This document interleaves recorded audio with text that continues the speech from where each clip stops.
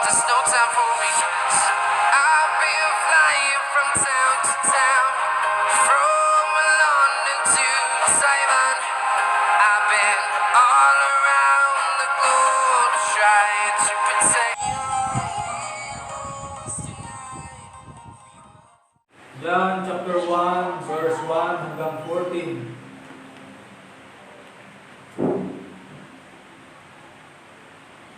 So, babasahin ko po at pakisundan na lamang po ng inyong mga paningin. Sabi po dito, verse 1, in the beginning was the Word, and the Word was with God, and the Word was God. The same was in the beginning with God. All things were made by Him, and without Him was not anything made that was made. In Him was life, and the life was the light of men.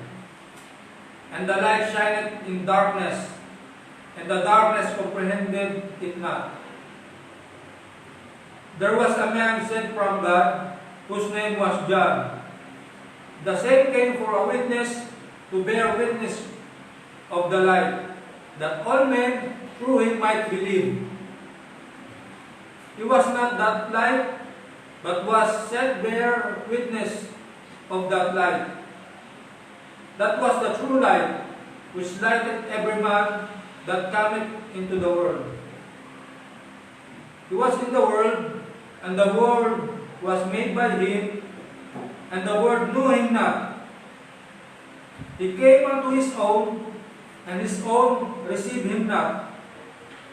But as many as received him, to them gave him power to become the sons of God, even to them that believe on his name, which were born not of blood, nor of the will of flesh, nor of the will of man, but of God.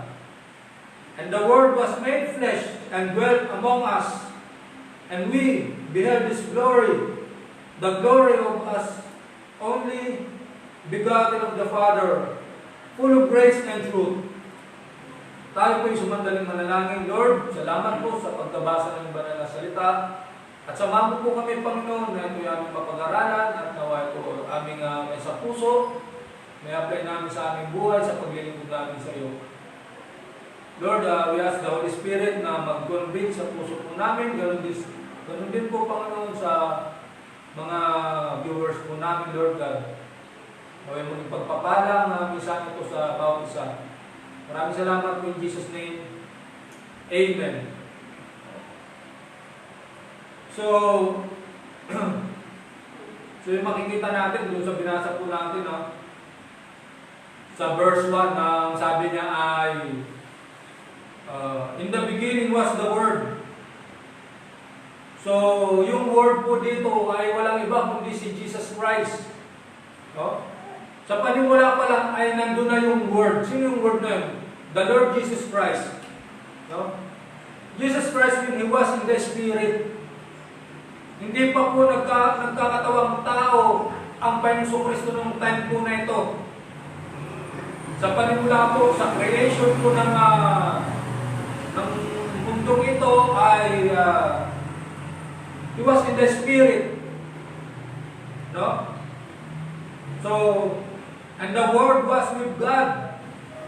So, yung God dito, which is the God the Father. So, makikita po natin na yung Word ay kasama niya na ang Diyos. At sinasabi niya rin, and the Word was with God.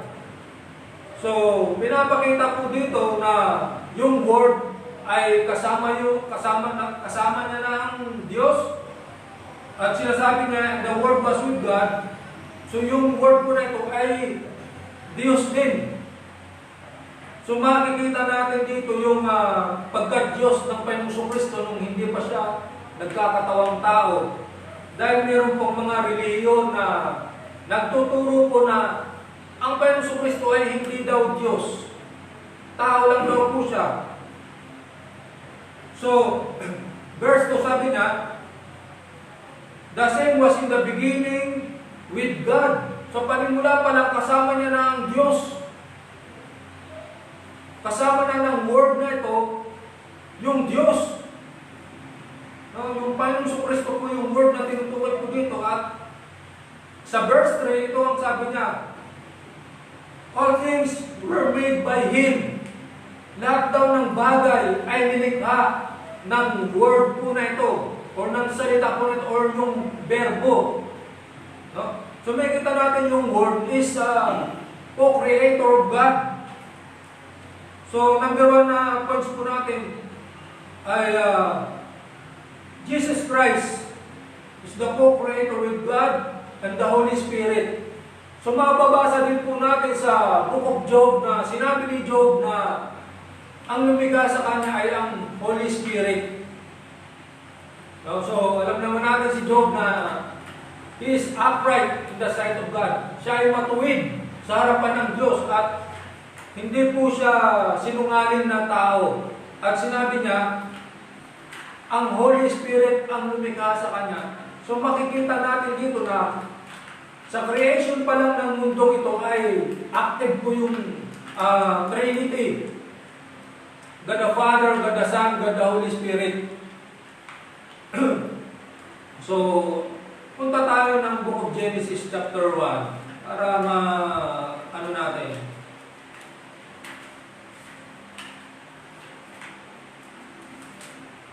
Genesis chapter 1 verse 1, anong sabi ng Biblia?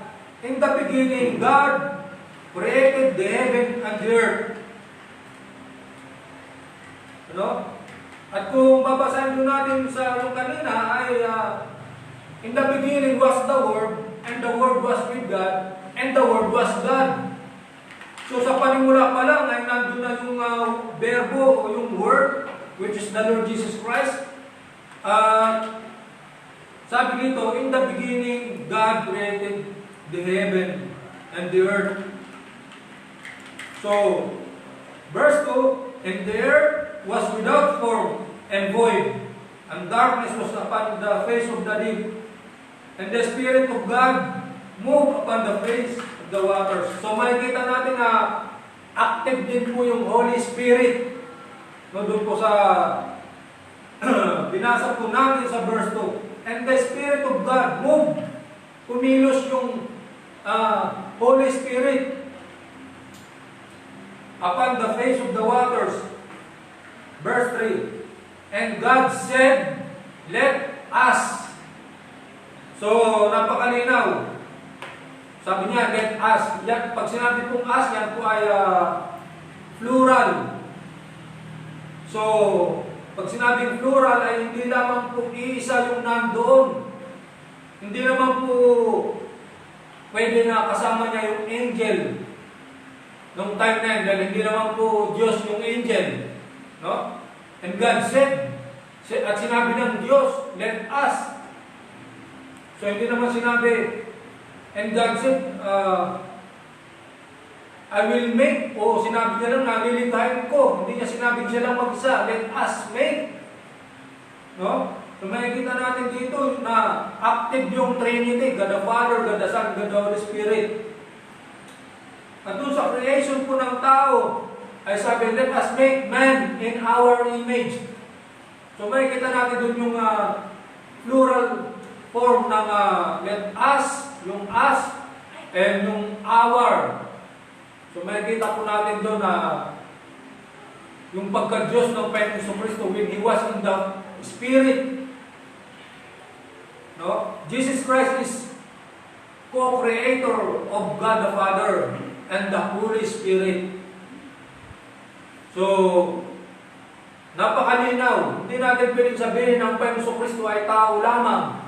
Dahil kung siya ay tao lamang, wala po siyang kakayanan magligtas ng kaluluwa ng tao, or wala po siyang kakayanan magpatawad ng kasalanan ng tao, dahil ang sabi ng Biblia, ang may kapangyarihan ng magpatawad ng kasalanan ng tao ay ang Diyos. Pero si Jesus Christ ay may kapangyarihan magpatawad ng kasalanan ng tao. So makikita natin doon yung pagiging Diyos ng Panginoong Kristo. No? All things were made by Him. Tingnan niyo po. Wala pong tao na lumikha ng bagay out of nothing. Amen? For example, meron bang tao na lumikha ng upuan out of nothing? Or lumikha ng table out of nothing? Or lumikha po ng puno out of nothing? Wala po. Kundi ang Panginoong Kristo po ay lumikha siya out of nothing. Mababasa natin dito. No?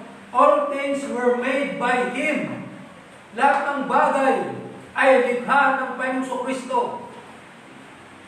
No, bago pa man tayo nilikha ng Diyos, bago nilikha ng Diyos sila Adan at Eva, ay nilikha na ng Panginoong Kristo lahat ng bagay na nakikita po natin sa mundong ito. No? He is co-creator with God. No? The world is made by Him. Yung mundong ito na napakalaki, yung universe, yung araw, yung buwan, likha po ng Panginoong Kristo yan.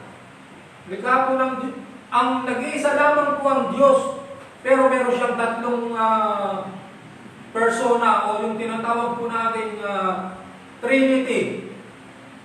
So, makikita po natin yan sa Biblia. Tinuturo po ng Biblia, kaya wala po tayong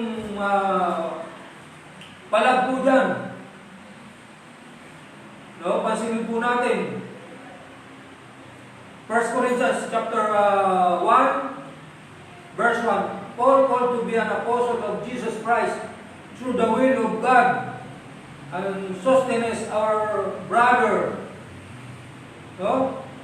Unto the church of God which is at Corinth, to them that are sanctified in Christ Jesus, called to be saints, with all that is every place, call upon the name of Jesus Christ our Lord, both theirs and ours. So may kita po natin dito, no? Grace be unto you and peace from God our Father and from the Lord Jesus Christ. So nandun po yung dalawa, God the Father and the Lord Jesus Christ.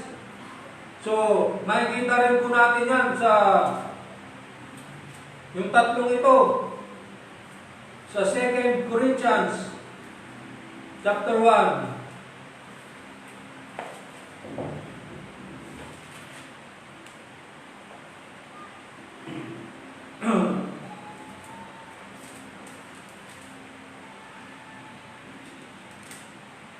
Paul, an apostle of Jesus Christ, by the will of God, and Timothy, our brother, unto the church of God, which is at Corinth, with all the saints which are in all Achaia. Grace be to you and peace from God our Father and from the Lord Jesus Christ. So may kita ulit natin na yung dalawa po doon, yung God the Father and the Lord Jesus Christ. No? At sa iba niyang sulat, may kita natin yung tatlo po doon. Mababasa rin natin yung Holy Spirit. So, pwede natin balikan po yan.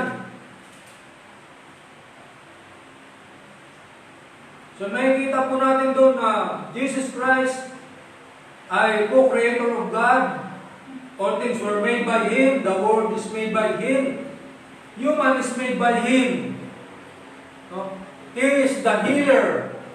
So may kita po natin na yung deity ng Panginoong Kristo, doon po sa binasa po natin. Ibig sabihin ng deity, yung kanyang kakayanan, yung kanyang attributes. So, kung tao lang ang Panginoong Kristo, wala po siyang kakayanan lumikha out of nothing, wala siyang kakayanan magpagaling ng mga may sakit, wala siyang kakayanan bumuhay ng patay, at wala siyang kakayanan na buhayin ng kanyang sarili. Pero anong sabi ng Panginoong Kristo? I have power to lay it down, no? And I have power to take it down again. Yung tinutukoy niya yung kanyang buhay. Meron siyang kakayanan ibigay yung kanyang buhay. So kung tutusin, hindi kayang patayin ng tao ang Panginoong Kristo. Dahil He is the powerful God, makapangyarihan siya na. nasa kanya nga ang buhay eh. Kaya lang sabi, he gave up the ghost. Ibinigay niya ang kanyang kaluluwa, ang kanyang espiritu, ang kanyang buhay dun sa krus ng Kalbaryo. No, kung hindi niya i-give up yung kahit anong gawin sa kanya ng mga Roman soldier, ay hindi siya mamamatay because He is God. So may kita natin yung pagiging deity ng Panginoong Kristo, yung kanyang attributes. No, He is omniscience. He is all-powerful. He is all-knowing. Alam niya lahat, pati pag-iisip ng tao. No, sabi niya sa mga tao, nagpunta lang naman kayo dito hindi dahil sa pangangaral ko, kundi dahil sa tinapay. So alam niya yung pag-iisip ng tao. Yung pagiging all-knowing niya. Isa po yan sa attributes ng Panginoong Kristo. Kaya masasabi po natin dito na Jesus Christ is God. Kaya niyang maglakad sa tubig, kaya niyang maglakad ng kaya niyang padamihin yung 5 tinapay at 2 isda para makakain ng 5,000 katao. Kaya niyang buhayin yung patay, kaya niyang pagalingin yung may ketong, kaya niyang pamulatin yung bulag, kaya niyang palakarin yung mga pilay. Yun po yung attributes ng Panginoong Kristo. Ganun po siya. He is powerful God. So may kita natin dito yung pagiging Diyos ng Panginoong Kristo. Amen? Kaya mag-iingat po tayo sa mga relihiyon, sa mga iglesia, sa mga simbahan na nagtuturo ng Panginoong Kristo ay hindi Diyos. No, malinaw sa Biblia na He is God. Anong sabi ng Book of John? No man hath seen God at any time. Walang taong nakakita sa Diyos anumang oras or kailanman, but only the Son of God. So pansinin natin, no man, walang taong nakakita sa Diyos, kundi ang Panginoong Kristo lamang. Ibig sabihin, hindi siya tao. Diyos na nagkatawang tao. No, kasi siya lang ang nakakita sa Ama eh. Galing po siya sa langit. Iniwan niya yung kanyang kaharian. Pinanganak siya sa sabsaban, no? Sa pinaka-humble place na lugar. Ganun po siya. Iniwan niya yung kanyang kaluwalhatian at namuhay siya ng simpleng tao dito sa lupang ito, sa bayan ng Israel. So mag-ingat po kayo sa mga nagtuturo na ang Panginoong Kristo ay tao lamang. Dahil tao lamang daw siya, dahil naman